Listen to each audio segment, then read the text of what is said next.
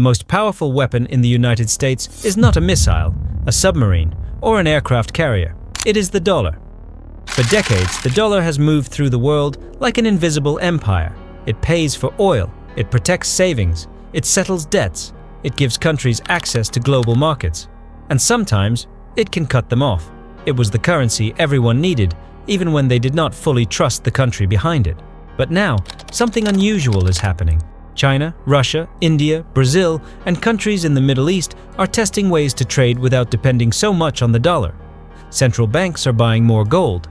Governments are building backup plans. The dollar is not about to disappear. But the confidence behind the dollar is being tested in a way the world has not seen since the 1970s, and that raises one uncomfortable question. What happens if the world stops trusting the dollar?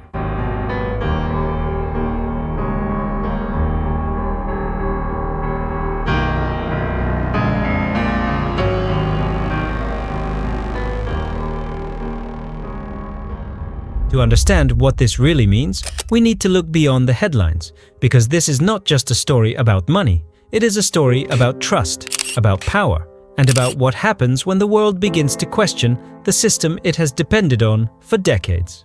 In this video, we will look at why the dollar became so powerful, why some countries are now trying to depend on it less, and what could happen if that trust continues to weaken. Not overnight, not in a dramatic collapse, but slowly, through decisions made by governments, central banks, investors, and global powers that are already preparing for a different financial future. To understand why this matters, we first need to understand what the dollar actually is to the world. For most people, the dollar is just American money, but in the global economy, it is much more than that. It is the currency countries use to buy oil. It is the currency companies use in international contracts. It is the currency many governments use to borrow money, pay debts, and protect their reserves. And in moments of fear, when markets panic and economies shake, investors often run toward the dollar as if it were a shelter. That is what makes the dollar different. It is not only used inside the United States, it is used almost everywhere. A country in Asia can sell goods to a country in Europe, and the deal may still be settled in dollars. A government in Latin America can borrow money from international investors, and that debt may still be written in dollars. This gives the United States something most countries do not have: influence. When the world needs your currency becomes more than money. It becomes access, it becomes security, it becomes a bridge to global trade. But it also creates dependence. Because if the world depends on the dollar to trade, borrow, save, and survive financial crises, then trusting the dollar is not just a choice. It becomes part of how the system works. And that is why losing trust in it would not be a small event. It would not only affect banks or governments, it could shake the foundation of the global economy itself. But here is the part most people never think about. The dollar does not control the world only because people use it. It controls the world because so many systems were built around it. For decades, countries did not need to love the United States. They did not need to agree with Washington. They did not even need to fully trust American politics. But if they wanted to trade with the world, borrow from global investors, buy important resources, or protect their economies during a crisis, they often needed access to dollars. And that created a silent rule in the global economy. You could criticize America. You could compete with America. You could even try to build your own power against America, but sooner or later, you still had to pass through the dollar system. That is the part that makes the dollar so powerful. It is not just paper money, it is not just numbers in a bank account. It is the language much of the financial world speaks. Banks understand it, markets trust it, investors run to it, governments store it. And because of that, the dollar became something deeper than a currency. It became infrastructure. Like roads, ports, cables, and energy grids, the dollar became part of how the world moves. Most people do not see it. They only see prices, bills, banks, and headlines. But behind all of that, there is a global network where access to dollars can decide who trades easily, who borrows cheaply, who survives a crisis, and who gets pushed to the outside. That is why the dollar has been so difficult to replace. Replacing a currency is one thing. Replacing the system built around it is something much bigger, and for decades, almost no country had a real reason to challenge that system. Until the trust started to crack.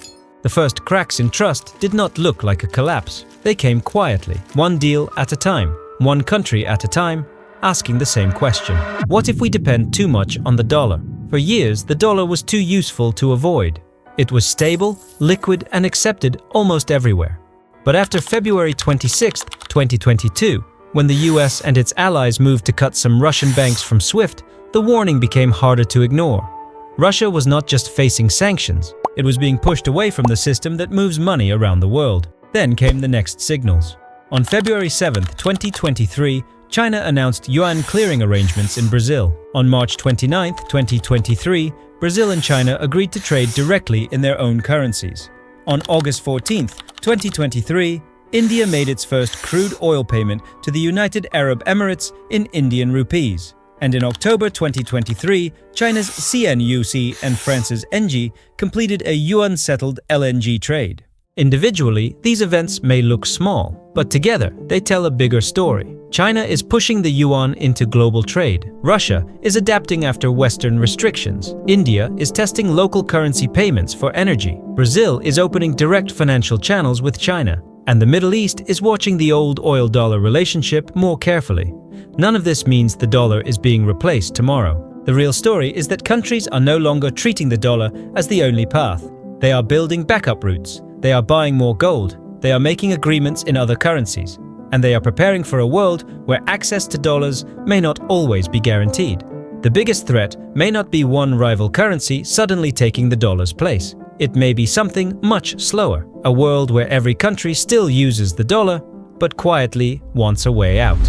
If the first cracks were local currency deals and gold purchases, the real shock came when reserves themselves became part of the battlefield. On February 24, 2022, Russia launched its full-scale invasion of Ukraine. 2 days later, on February 26th, the United States, the European Union, the United Kingdom, Canada, and other allies announced a new kind of financial pressure. They would restrict Russia's central bank from using its international reserves to defend the ruble and soften the impact of sanctions. Then, on February 28, 2022, the US Treasury took another step.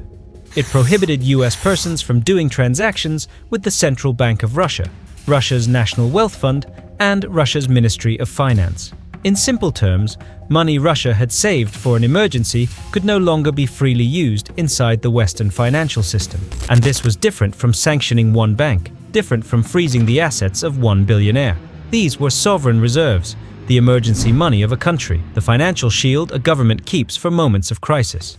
Later, the Repo Task Force said it had immobilized about $300 billion in Russian central bank assets. Brookings gives a more recent estimate of $280 billion, while many experts place the number between $300 and $330 billion. For the West, this was a way to punish Russia's invasion. But for many countries outside the Western alliance, it sent another message.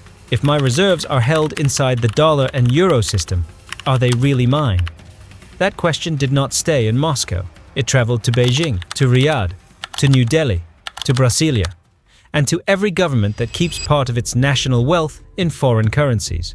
This is the moment money became more than money. It became leverage. It became pressure. It became a weapon that does not explode, but can block payments, freeze access, and make billions of dollars suddenly unusable. And once a system proves it can do that, trust changes. Countries do not have to abandon the dollar tomorrow to become nervous today. They only have to imagine one future crisis, one conflict, one political disagreement, and then ask themselves, what happens if the money we thought was safe is suddenly out of reach? If trust keeps falling, the danger is not that the dollar disappears tomorrow. The danger is that the world slowly learns to live without needing it as much. That kind of collapse is harder to see. There is no explosion, no dramatic announcement, no single moment where the system stops. Instead, it happens quietly. A government signs a trade deal in another currency. A central bank buys more gold. An energy exporter accepts a different payment. An investor moves money before the headlines explain why. And by the time ordinary people feel it, the effects may be inside prices, interest rates, debt, inflation, and the value of their own money. The real danger is fragmentation.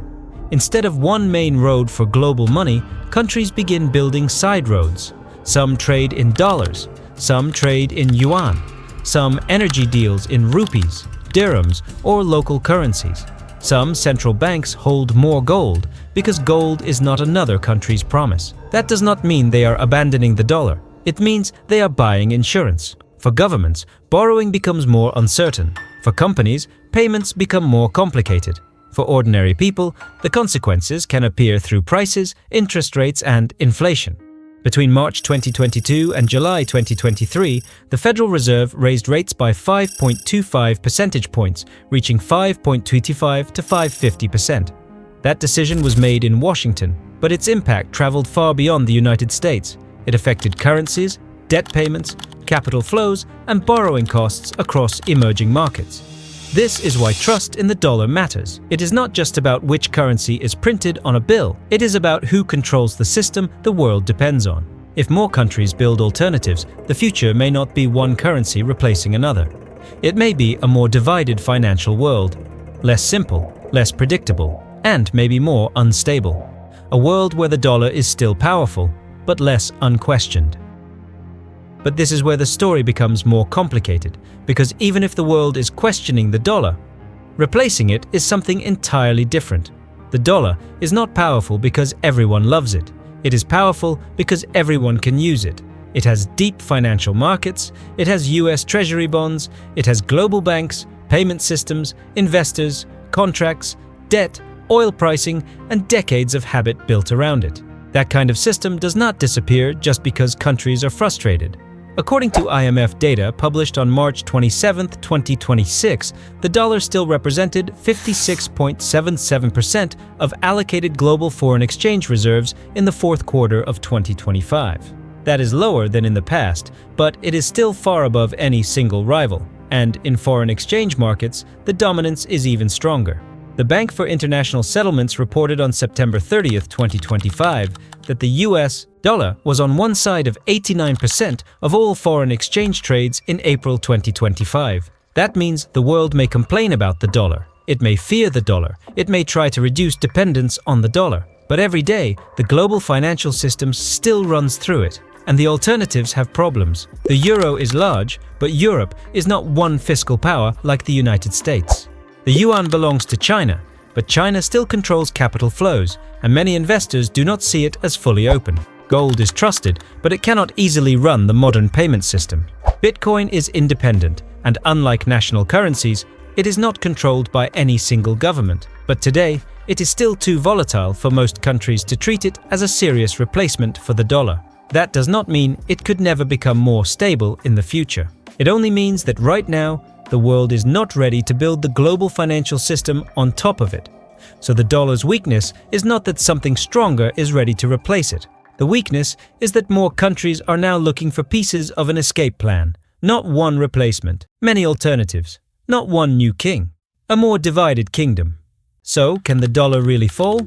Not quickly, not easily, and probably not in the dramatic way people imagine. But it can lose something more subtle: its unquestioned position, its automatic trust, its role as the only safe road in the global economy. And once that begins to change, the world does not need the dollar to collapse for the consequences to become real. The dollar is not dead, and it is not about to disappear tomorrow. It is still the most important currency in the world. But maybe that is not the real question. The real question is not whether the dollar collapses overnight. The real question is what happens when the world slowly stops treating it as the only option. Because trust is strange. It can take decades to build. And once it begins to weaken, it does not always break loudly. Sometimes it fades quietly, through small deals, new alliances, gold purchases, backup systems, and private conversations between governments that are preparing for a future most people have not noticed yet. The dollar may remain powerful for years, maybe even decades. But if the world starts building ways around it, then American power changes too. Not all at once, but step by step. If you found this video useful, leave a like, subscribe to the channel, and comment below. Do you think the world will keep trusting the dollar? Or are we already watching the beginning of a new financial order?